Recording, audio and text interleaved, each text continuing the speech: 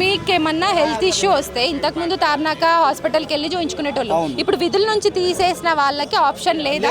లేదు మేడం, ఇంతకు ముందు ఉన్నది. ఈ ఎండి గారు వచ్చినాగానే ఐడి కార్డు పెంచుకున్నారు. తార్నాకల మాకు అలౌడ్ లేకుండా చేసిండు. రకరకాలుగా హింసిస్తున్నాడు. ఈ ప్రజాభవన్కి వచ్చి మా యొక్క సమస్యను చెప్పుకుందామంటే కూడా పర్మిషన్ ఇస్తున్నాడు. పోలీసు వ్యవస్థని ముమ్మరంగా చేస్తున్నాడు. మేము చేయని తప్పులకు మా ఉద్యోగాలు తీసేసాడు. నేను కండక్టర్ని, నేను నా బాధ్యతగా టికెట్లు ఇచ్చిన.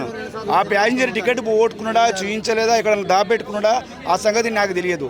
బలవంతంగా మీద నా ఛార్జ్ మేము మోపి నా ఉద్యోగం నుంచి రిజెక్ట్ చేసేసారు. అది అప్పీల్ పెట్టుకున్నా కానీ ఎవరు కూడా నా వైపు నా యొక్క వాదన వినలేదు.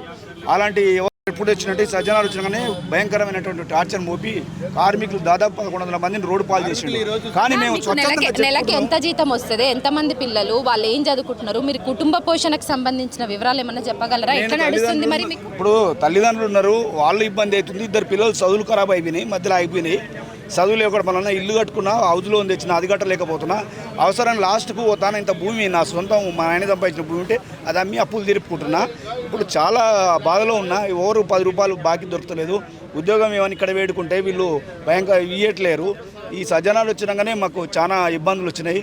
ఇది వ్యవస్థ గవర్నమెంట్ తెలుస్తుంది కానీ కరెక్ట్ అయినటువంటి నిర్ణయం తీసుకొని మాకు న్యాయం చేస్తలేదని మేము మీడియా ద్వారా మీకు తెలియజేస్తున్నాం.